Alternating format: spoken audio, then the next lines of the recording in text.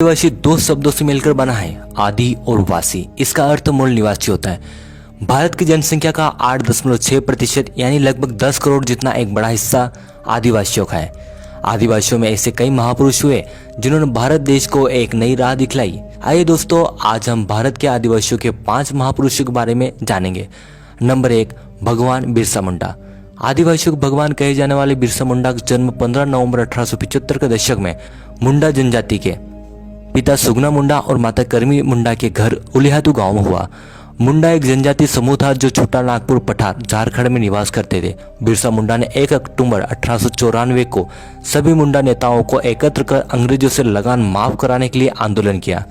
1897 में उन्हें गिरफ्तार कर लिया गया। 1897 से 1900 के बीच मुंडाओं और अंग्रेज सिपाहियों के बीच युद्ध होते रहे।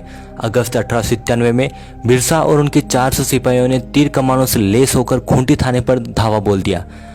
1898 में तांगा नदी किनारे मुंडाओं ने पहली बार अंग्रेजों को युद्ध में हरा दिया। जनवरी 1900 में डोमरी पहाड़ पर एक और संघर्ष हुआ जिसमें बहुत सी औरतें व बच्चे मारे गए। 3 फरवरी 1900 को चक्रधरपुर में जमकोपाई जंगल में बिरसा मुंडा को गिरफ्तार कर लिया गया। 9 जून 1900 को अंग्रेजों ने बिरसा मुंडा को जहर देकर मार दिया। बिरसा मुंडा का 1899 से 1900 के बीच चला उलगुलान विद्रोह बेहद चर्चित रहा। उन्हें धरती आबा व भगवान कहा गया। 15 नवंबर को बिरसा मुंडा जयंती जनजाति गौरव दिवस के रूप में मनाई जाती है। नंबर 2, तिलका मांझी। अंग्रेजों के विरुद्ध सर्वप्रथम आदिवासियों ने विद्रोह किया और उनके नेता तिलक मांझी थे। तिलका मांझी का जन्म 11 फरवरी 1750 में हुआ था। 1771 से 1783 तक उन्होंने ब्रिटिश सत्ता के विरुद्ध लंबी और कभी न समर्पण करने वाली लड़ाई लड़ी और स्थानीय महाजनों, सामंतों व अंग्रेजी शासकों के नींद उड़ाई रखी। तिलका मांझी ने 1778 ईस्वी में पहाड़ी सरदारों से मिलकर रामगढ़ कैंप पर कब्जा करने वाले अंग्रेजों को खदेड़कर कैंप को मुक्त कराया। 1784 में उन्होंने क्लीवलैंड को मार दिया।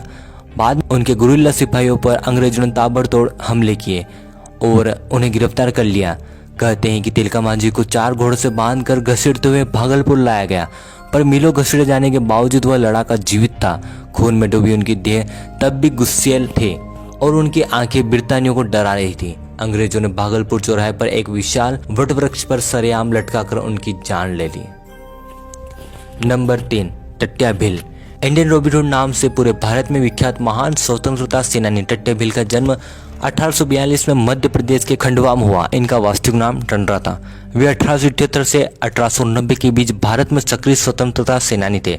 1818 में मराठा शासन के बाद सतपुड़ा के बहादुर भीलों ने अंग्रेजों के नाक में दम कर दिया। टट्या भील गुरिल्ला युद्ध नीति में पारंगत थे। ऐसा कहा जाता है कि टट्या जी भील में अलौकिक शक्तियां थी। कहते हैं कि वे ब्रिटिशों को लूटकर गरीबों में धन बांट दिया करते थे। उनकी पहुंच वर्तमान मध्य प्रदेश, राजस्थान, गुजरात और महाराष्ट्र तक थी। टट्या जी भील को सभी लोग मामा कहकर पुकारते थे। 4 दिसंबर 1890 को जबलपुर जेल में टट्या जी भील को फांसी दी गई। उनका मंदिर पाताल पानी में स्थित है। नंबर 4, राणा पूंजा। लेखक नैन्सी के अनुसार पानारवा में भील राजा राणा दयालदास का शासन था। 1990 में प्रकाशित Maharana Pratap and his times पुस्तक के अनुसार पानारवा ठिकाने के भील राजा राणा हरपाल के पोते राणा पूंजा थे। राणा पूंजा का जन्म दुदा होलंकी और माता केरीबाई के यहाँ हुआ। राणा पूंजा भोमट पानारवा के शासक थे। जब मेवाड़ पर मुगलों का संकट उभरा तब महाराणा प्रताप ने राणा पूंजा जी को याद किया। राणा पूंजा जी के पास मेवाड़ और मुगल दोनों ही सहायता प्राप्त करने आए थे। तब राणा पूंजा ने मेवाड़ का साथ दिया। भील सरदार राणा पूंजा के ही सहयोग के कारण मेवाड़ सुरक्षित रहा।